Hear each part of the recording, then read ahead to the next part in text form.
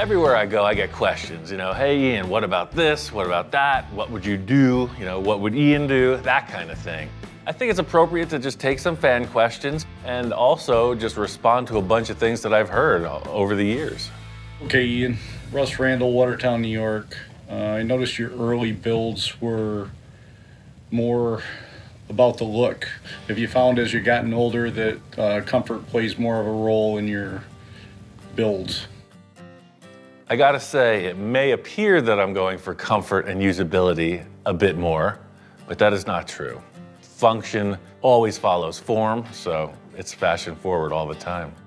What's the end game? What's your ultimate plan for this fine The end machine? game, I'm going to use it as a fully self-contained all-terrain motorhome when I want to go camping and or four-wheeling. Anywhere. And pretty much anywhere if it'll fit. I see. Each project has its own direction. So, for example, that giant 10-ton truck, the fella's physical condition was a concern, his ability to get in and out of it. Oh yeah, there it is now. Put in a request. Most of the time, it just starts with an idea of something that's available, a certain car or truck, whatever. And then, well, how could I really twist it? I have to constantly remind myself of that because that's the thing. Otherwise, I'd just be restoring cars to someone else's standard. It's working. It's working. Keep it in, keep coming. 6 inches. Oh, drop it. Everything seems like it fits good. I must say, I am getting softer in my old age, for sure. Maturity does have its benefits, but I still like the radical stuff. That's the thrill of the whole thing for me, is just making the impossible look possible. Just being open to just anything goes. We couldn't do an Ask Ian episode without responding to the #1 question of all time. It's, Ian, where's your dog? I gotta say, he's the most opinionated, loving animal I've ever met. Not named the shop inspector for nothing. It's like a Rolodex of specs that you have to adhere to. A stickler for detail. Like you can't go to the pet store and order one of those. He just showed up. You can smell it, it's very old. Don't you think? He's disinterested. The board meeting's over here.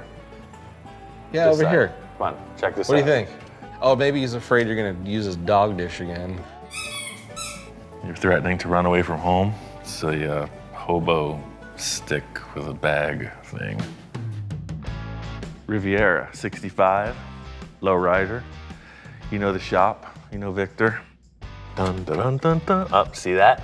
This is a first. Usually the shop inspector is the harsh critic, the stink eye. He comes in and he's all tongue. He's like, yeah, this is on. That is the lick of approval. He's into lowriders. You look relaxed. As he started to grow up, it's like all of a sudden he's not the little puppy anymore. He's just kind of like, hey, maybe he needs a companion. There's a new kid in town, wouldn't you say? I thought it was about time to get shop inspector some companionship. I got another stray pit, a rescue, and I think she'll be the perfect companion for the inspector. They've been together for 1 day and they're like old buddies. That was one of the things, dude was maturing, he was wanting to just lounge around a lot. By bringing Lil in, half his age, it kind of perked him up. All of a sudden he was bouncing around like a puppy again. He needs to lighten it up a little. This is a fun shop, no more arguments. Just keep it on the level. A little lady action in the room might help things out a little. Okay, I'm gonna try this again. This is a 50 model Studebaker that was cut in half. I've got a 56 Ford cab back on it, chopped the windshield.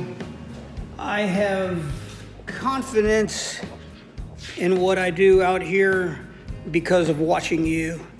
I have adopted your mantra of cut it up first and then put it back together. And I really enjoy the confidence that your show has instilled in me. Thanks for making a little guy like me think he can do some things. I gotta say, I had not even considered the concept of confidence. I've always considered it like reckless or fearless or something in that direction, but whatever it is, yes, it's critical to actually just jumping in and getting going on every project. More times than I can count, and usually with the help of an adventurous client, I've got myself into a pretty sticky situation. I want the top to be about this high. Jack threw a total curveball at this project. I was thinking of wild paint schemes, you know, and he's talking about cutting this thing apart. It's a pretty good looking truck like it is, man. I know. Sure you don't want to just start on another one? This is No. My friend Jack had this awesome Econoline pickup, and he just wanted to take it to the entire next level, like not even looking like a Ford product at all. It was chopped 4 inches already, and he liked that, but I had other ideas. I have some drawings here. Well, the thing about confidence is that's built, right? That's earned, that's something that's been practiced. So you go in for something on the first time, like cutting up this truck, I consider that a bit reckless. Cut it up. Most people probably wouldn't cut up a perfectly good Econoline pickup truck like that. But you know, that's where the reckless part comes in, and the confidence is knowing that you can have a tow truck take it away if it doesn't work out. It's total loss, all the insurance. Jack, how do you feel now that I just cut your whole truck in half? I don't know. When Jack first approached me, I'm like, yeah, okay, we could probably do just about anything. I didn't realize that we were going in that deep on such a really, in my opinion, finished project. So yeah, it kind of spun me a little bit. Okay, now we flip it over and cut the sides. I've never done this before.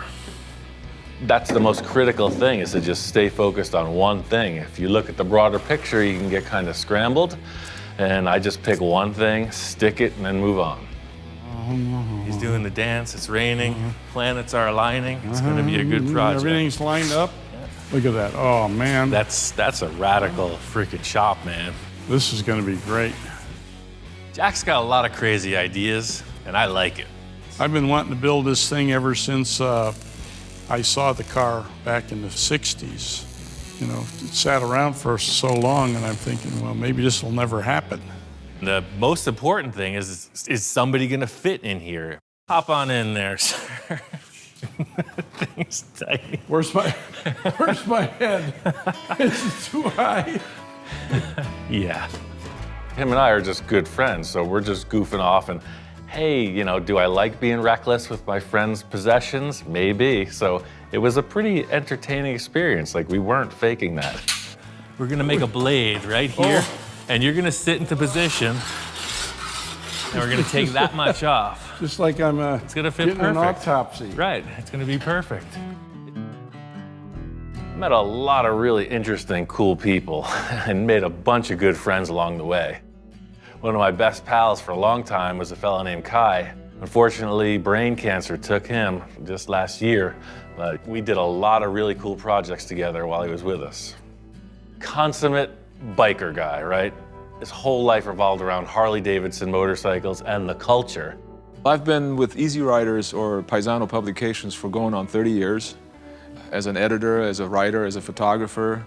It's all about motorcycles. I get to ride brand new bikes almost every day. Kai was one of my early supporters. I mean, I was just the guy in the garage building these weird cars, and he had this magazine opportunity, and we started working together because of that. He gave me a column in the magazine, he featured a lot of my work, and in return, I was able to, you know, help him with some dream projects of his own. Well, you know my 58 Sportster? A little worse for wear. What's going on with this thing? Kai brought me in on one of his prized possessions, you know, this old school Sportster, and that was his thing. He's like, yeah, this bike is iconic. Don't go putting any of your weird stuff on it.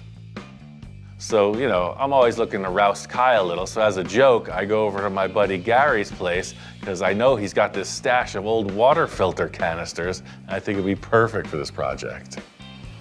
Kai walks in, and it's like a beeline, straight to his bike.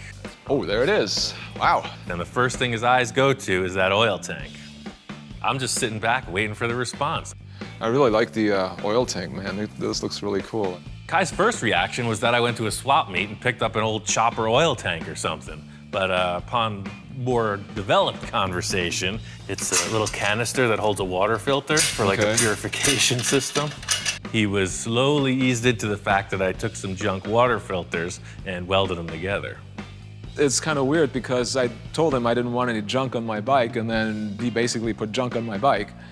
But I gotta admit, I mean, he did a good job. It looks great. Check this out. This is That's cool. your little filler. I'll polish that so it's just aluminum color. Yeah.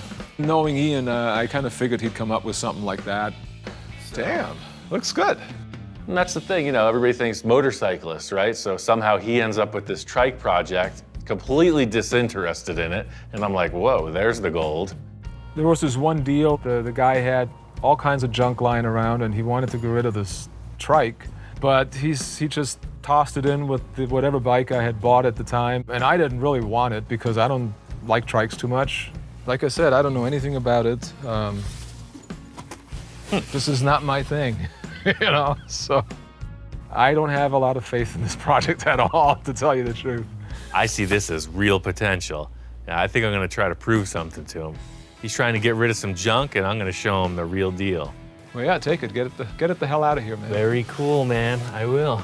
That was the spice of our relationship, right? Because like, look, hey, I'm the clown, da da da. And he's like, yeah, all right, clown. Have fun with that. It's a long walk back from Kai's. Watch it, beast. Even though Kai was very particular about his motorcycles, when I had all these crazy cartoon ideas, he was very open-minded to my shenanigans. What the hell? This is not anything like I saw. No. It's pretty amazing. I mean, he got rid of the whole front end, the whole front part of the frame, and created a whole new frame. The whole thing just looks nothing like I expected at all. This is crazy, man. Crazy? I wouldn't mind writing this. Aha. Leave it to Ian. He comes up with this stuff, and I see total potential for this thing now.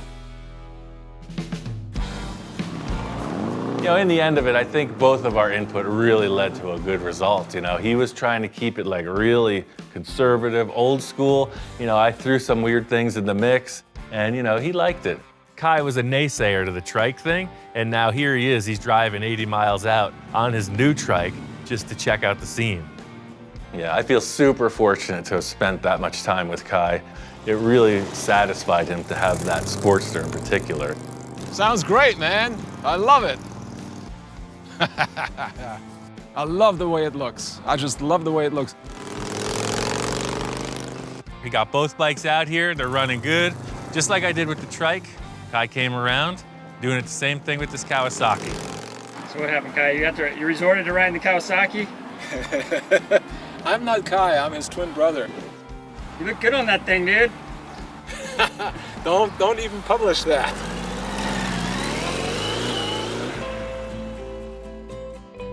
Doing projects with clients that are friends in particular, you know, that's the biggest charge of it all. The opportunity for me, a kid who grew up in New York, to move to California and meet the editor of Easy Riders magazine and just be like, hey, let's work together. I mean, you can't make that stuff up. I could not have hoped to meet a better guy in working with Kai.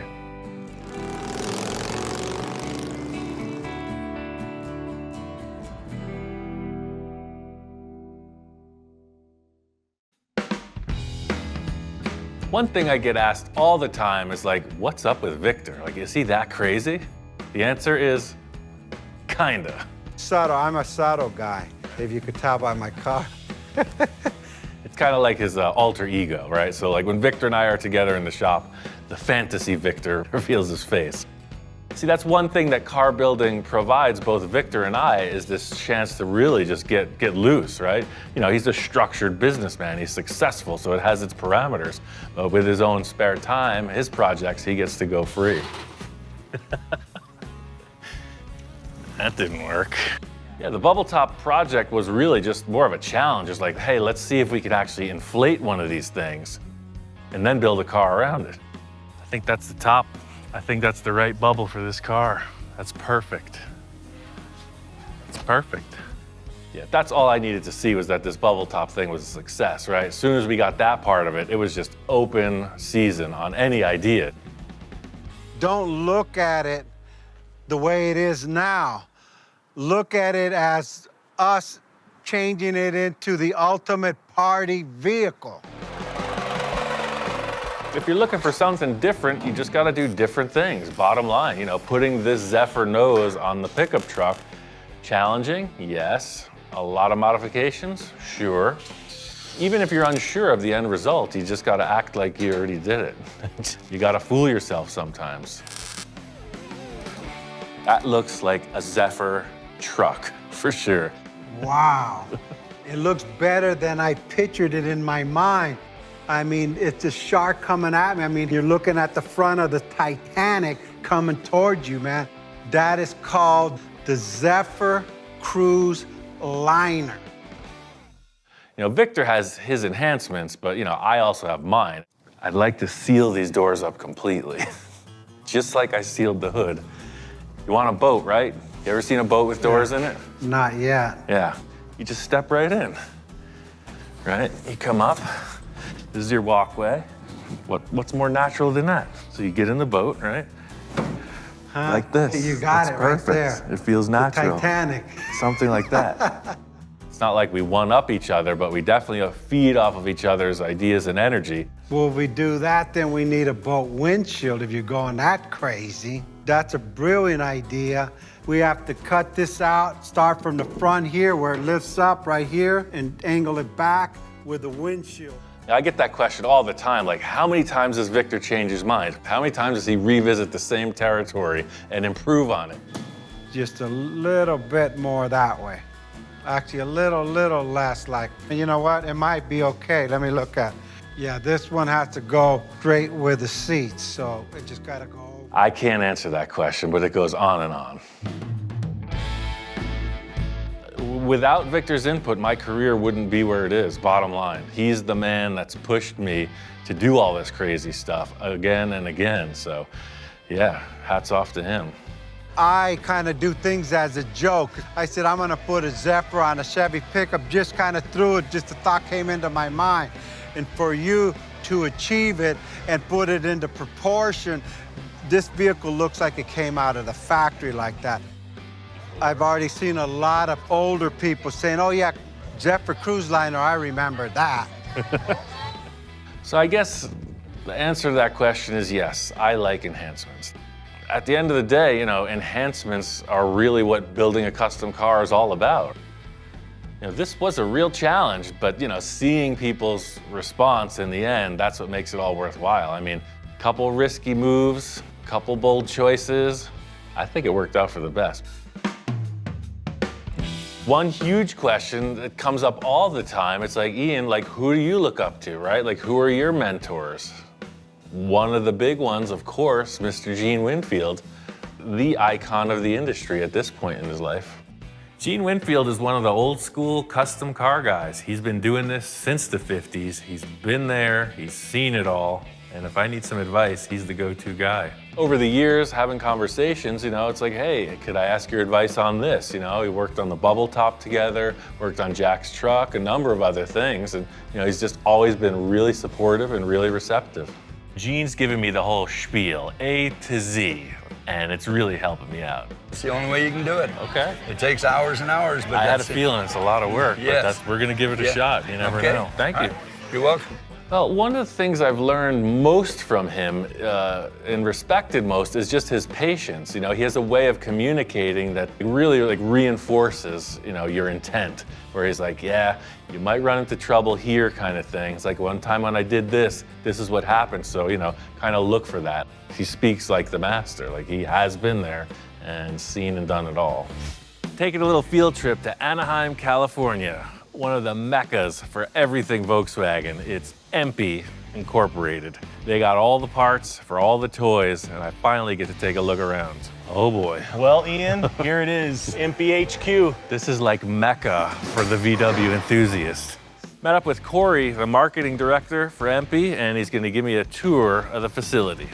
Smells awesome in here. Smells just like all the best stuff. Walking in the door, this place is unreal. I think it's like 500 million square feet. There's cardboard boxes everywhere. They got pretty much everything if you're gonna restore or rebuild a Volkswagen. Yeah, back even when I was 15 years old, I'd be ordering stuff through the catalog, and this is where it came from. It came from here to my house. I'm so stoked you're able to come out here. I know you're a big VW enthusiast, so you know, welcome, and now our home is your home, and we're here to support your future builds. Thanks, man. Look at this thing. There you go. I recognize this. The hot VW starter kit Starter right there. kit. That's the Yep. first thing you do. That's the bling to Right. get you rolling. Right off the bat, I see the old standard, you know, the number one thing, the Volkswagen engine chrome dress-up kit. I think everyone in the world had to buy one of these at one time or another. You know, me, 15 years old, I walk into the store, right? So I got a car and I get to drive next year. It's like, I want this thing. I'm gonna put it on the engine. The VW Bug is like iconic. It's just like worldwide. And you know, just the volume of product you see here proves that. People are still doing it to this day, like big time. Well, Ian, this has to be your favorite part of the whole shop. This is where we make the magic and make things cool like you do. Like this here, this is our push rod tubes that we turn in from the raw stock. So we take this raw stock material and we turn it into these beautiful works of art. Oh yeah, cool. And we do it all in-house. What's going on here is not just, you know, ship and pack. They manufacture parts here. They got their own workshop. They do R&D, engine building. They got a dyno shop, you know, multiple CNC machines creating product right here. These are some of our CNC heads. Look like it's one of our CNC ported heads that is just coming off the machine.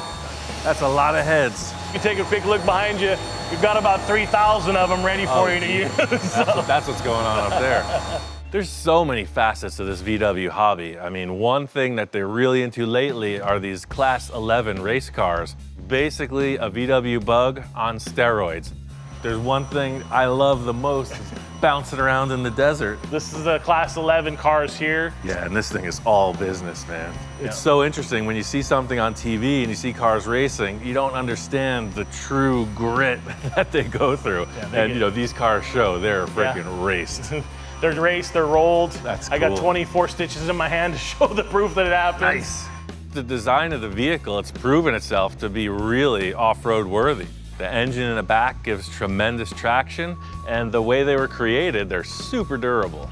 The neat part about these cars and why we chose Class 11 to get back to our roots is that you can build this car from pretty much everything in our catalog, about 98%. This is all off-the-shelf items. Fire it up, man. I gotta hear this Let's thing. do it.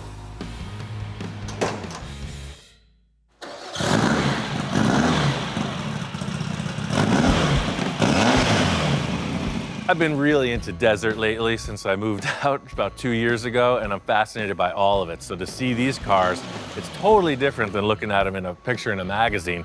This one will give Herbie the Love Bug a run for its money. Oh, heck yeah. This thing's all business. I'd love to take one of these out for a freaking burn. One of the main reasons Corey called me down here was because they have a podcast. He thought it was a perfect opportunity to have a live chat. Let's do what we came here for. Let's go talk about the insider and let people know what goes on behind the scenes with Ian. Yeah, everybody's always asking me a million questions. It'd be interesting to get online and see what they are. Well, let's have some fun. Right on. Well, guys, we are live for one of the most requested episodes of the EMPI Insider to date. And I'm stoked. We have the dude, the man, the myth, the creative genius and mastermind, Ian Roussel. Glad to be here. I mean, this whole thing is called Ask Ian, so Corey invited me to his podcast, the EMPI Insider, find out what the people are asking. You're like that guy, that mysterious superhero. People want to know about you, about how you got started. I'm all ears. Let me know what you want to know. Well, how did the love for the Volkswagen, because everybody sees it, but how did you get to fall in love with that little car? I'm really not 100% sure, but my grandmother had one. I'm 14 years old. And my dad's like, yeah, whatever. If you can get that running by the time you're 16, you got a car to drive. You know, I would read everything. I go to the library, read. I read the How to Keep Your VW Alive for the Complete Idiot. I read that thing cover to cover multiple times. There was like a moment that you can recall that triggered you say, hey, I'm going to go this pathway now, this car building. Well, I was messing around in my parents' garage all growing up, and I had a decent job in construction, Union, New York City, and I saw the ironworkers welding, and I was like, that is freaking cool. It's like, I want to weld. All of a sudden, I'm fixing my buddy's cars, doing this and that, and my dream was to move to California, so I really did just leap of faith. I just moved out here, rented a shop, started doing it. Oh, it's awesome. It's really interesting to actually have this conversation because it brings up things that I wasn't even thinking about. One says, Ian, have you ever offered any type of training classes and stuff like that? I would do it, but I don't really know any, like how would I format it? How would I, schedule a time? What would I really show? I went to welding school, I got certified, and I recommend that for everyone. More than giving classes, like why not just get out there and try something and mess it up? What would you tell somebody that's a inspiring car builder or just somebody that's in it, just go out and try it and it's okay to mess up, you know? My first VW Bug was rotten. I pop riveted that thing together with a bunch of galvanized tin and figured that wasn't the right way to do it. The car fell apart, but I tried it. Brazil's checking in, Australia checking in, Hawaii. Man, I had no idea the global audience. I mean, thanks everybody for enjoying the show so much. I couldn't have expected all this. It's pretty wild to be in a live global audience. I'm getting requests and questions from every place you could think of, you know? The internet is amazing. What's Ian's favorite VW build of all time? Out of my stable or of all time? Your build. I mean, the Johnny 5, the little truck, it's not even really a Volkswagen, but I think that is my favorite. You know, the funky Futura from Ventura, that crazy blue buggy. That's really nuts. So that would be more VW. But yeah, it's one of those two. They're kind of tied. Because you're turning and burning them. But is there ever just that one you're just like, I just wish I would have kept it? Or is there that one that got away kind of vibe? Nope. The answer is no. Johnny Jalopy chiming in. Uh-oh, watch out for that guy.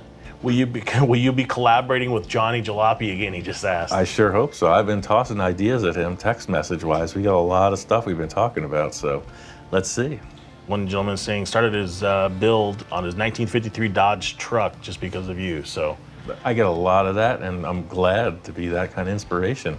Because what you see on the show, really, that's just freaking do it. Just get in there and try something. Ian is the best damn mad scientist when it comes to metalwork. Yeah, Thank you. Was there a certain builder that you just really enjoyed or kind of watched that? Oh, Ed Roth, hands down. Really? Yeah, I mean, so many people from Southern California, but I mean, when I saw the Ratfink thing and learned more about this dude, I'm like, far out. That's who I want to be when I grow up. What do you think's a good tip for somebody to kind of, besides just getting out and starting and trying, but how do you set yourself apart from somebody else when you're building? Just follow your heart. Just do what your soul believes. Yeah, I gotta say, first time in my life, people are asking for advice. It's like, what? Like I know what I'm doing? Just go out there, figure it out. I don't know.